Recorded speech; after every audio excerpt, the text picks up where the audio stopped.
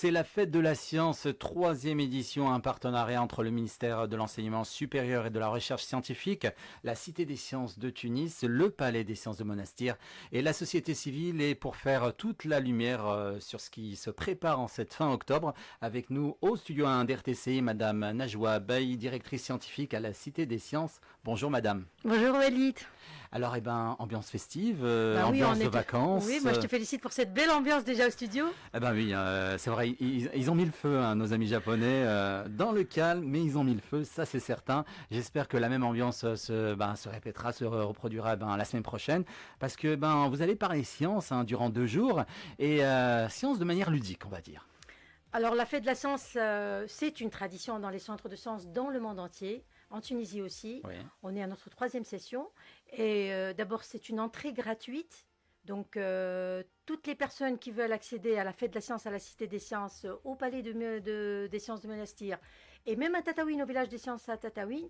Et donc, c'est l'entrée, elle est gratuite et c'est la fête. Donc, il faut rappeler cela, hein, c'est très important, c'est que ça se passe pas seulement à la Cité des sciences de Tunis, c'est-à-dire que ça va se faire dans plusieurs endroits de manière simultanée. On est plusieurs acteurs là-dedans, c'est le ministère de l'Enseignement supérieur et de la Recherche scientifique et la Cité des sciences, le Palais des sciences à Monastir, le village des sciences à Tataouine qui est le petit satellite de la Cité des sciences au sud, et puis toute la société civile qui s'intéresse à la science. Et on a besoin de parler de science, de fêter la science, surtout pendant les vacances, et puis dire tout simplement que la science, c'est pas quelque chose de rédhibitoire, mais au contraire, il y a des aspects tellement, moi j'ai envie de dire magiques, mystérieux derrière cela. À ce jour-là, ils étaient très très nombreux à se greffer avec nous à la fête de la science. Donc il y a eu vraiment, les compétences tunisiennes, l'université tunisienne, donc les laboratoires, des chercheurs donc de toutes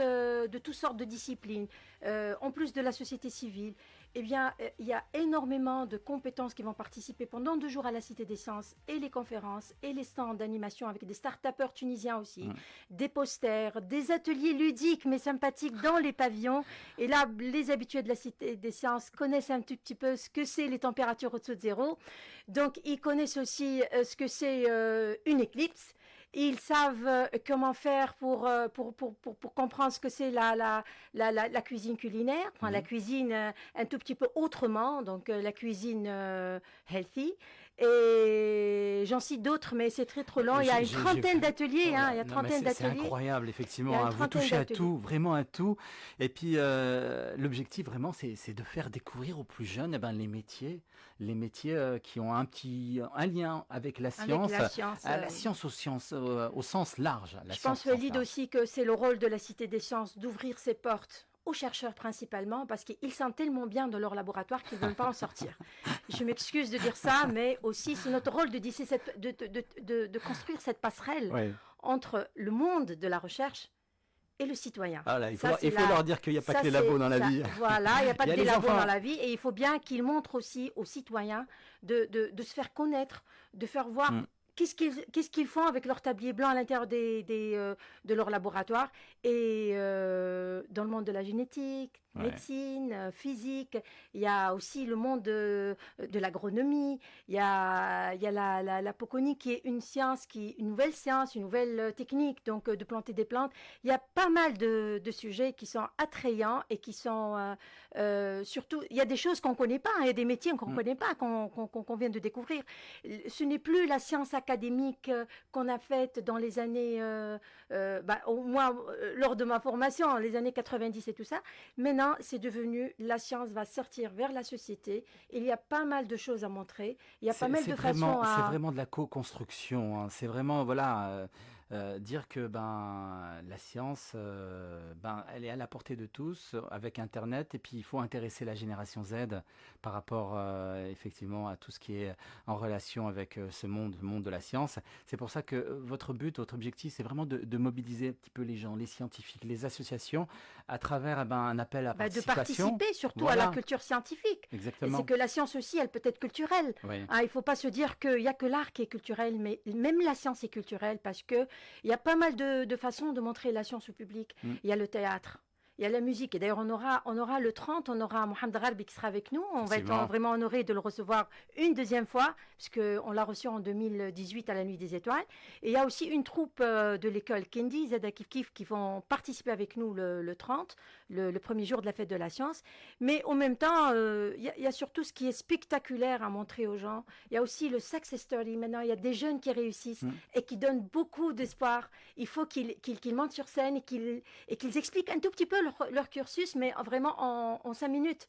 Et ces gens-là, justement, c'est des jeunes entrepreneurs, c'est des jeunes sociétés, c'est des start-upers tunisiens qui vont parler un tout petit peu à l'audience et leur dire, voilà, nous avons réussi. Je crois que c'est quand même un petit bout de chemin. Voilà, nous avons réussi et pourquoi pas vous, hein. C'est ça un petit peu le but de ces 2 journées.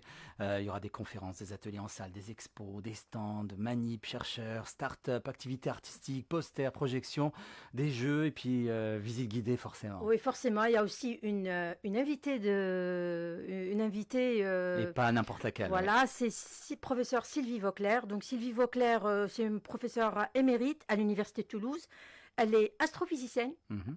Walid, l'astrophysique n'existe pas en Tunisie. Une discipline. Alors effectivement, tous qui les n'existe pas. amateurs d'astronomie, ça découle de la physique. Déjà, on commence d'abord le cursus par de la physique. Mais ceux qui veulent faire de l'astrophysique, ils vont ailleurs. Donc, ils voyagent, ils font leurs études de troisième cycle et de doctorat ailleurs parce que la discipline n'existe pas. Pas que les compétences n'existent pas, n'existent pas à l'université tunisienne. Donc, Sylvie Vauclair, c'est vraiment un gros calibre. On est très content de l'inviter et on est content encore plus parce qu'elle a accepté l'invitation de venir partager un petit peu. Elle va parler des trous noirs. C'est des choses qui sont dans le cosmos, dans l'univers. Ah, il faut nous donner absolument la date. Oui, Ce ça va sera- être le 31, donc le 31 octobre, le jeudi, à 10h du matin, à l'auditorium Ibn Khaldoun, là où toutes les conférences vont se faire. Donc c'est 1 heure de temps. Elle va parler d'une façon, mais vraiment très très simple. Elle est professeure émérite à l'Université de Toulouse, je disais, astrophysicienne à l'Institut de recherche en astrophysique et planétologie. Donc l'Observatoire de Midi-Pyrénées. Voilà, donc effectivement plusieurs ateliers, plusieurs conférences, et puis des conférences qui touchent un petit peu à En fait, tout. c'est des Hein. Vous allez conférences, parler, qui vont durer pratiquement une demi-heure. Donc je peux donner... il y aura, je crois, des sujets qui touchent par exemple à la permaculture, à Oui. l'hérédité. Oui, aussi au changement climatique, les supraconducteurs, qui sont vraiment des trucs qui sont un petit peu, qu'on a vu à l'université, qu'on n'a pas forcément compris, mais maintenant les jeunes, même au lycée, peuvent quand même avoir l'occasion de comprendre ces choses-là. Et puis je n'arrêterai pas, parce qu'il y a aussi on va aussi présenter le métier du médiateur scientifique qui travaille dans la médiation scientifique, et c'est son boulot, c'est son métier. Donc on présentera un tout petit peu, quelques petites conférences qui parlent de la vulgarisation scientifique. Mais de ce micro-là, je remercie toutes les personnes qui ont accepté notre invitation, qui vont participer avec nous, chercheurs, enseignants, universitaires, société civile. Eh bien, il y a la Société tunisienne d'optique, Société tunisienne de la physique, et ils sont nombreux. REACT, qui est la recherche en action. Ouais. C'est vraiment une bande de femmes et d'hommes, mais vraiment très, très actifs. Il y a aussi ATEA, qui est un nouveau partenaire de la Cité. C'est l'Association tunisienne de l'aéronautique. Eh ben, il paraît qu'on a une belle histoire dans le domaine de l'aéronautique. Donc c'est à découvrir à la Cité des Sciences. Il y a des documentaires aussi, donc il y a pas mal. J'espère que j'ai rien oublié, mais soyez nombreux à venir, c'est gratuit. Juste une chose qu'il faut rappeler absolument pour ceux qui veulent participer, qui veulent faire découvrir autre chose aux enfants, aux plus grands et puis aux ados, surtout, ados. Voilà. Eh ben, il y a un appel à participation. C'est possible de participer. Encore un jour. Oui, encore un jour. Vous pouvez présenter une thématique et dire j'ai envie de partager mon savoir, mes connaissances avec les plus jeunes.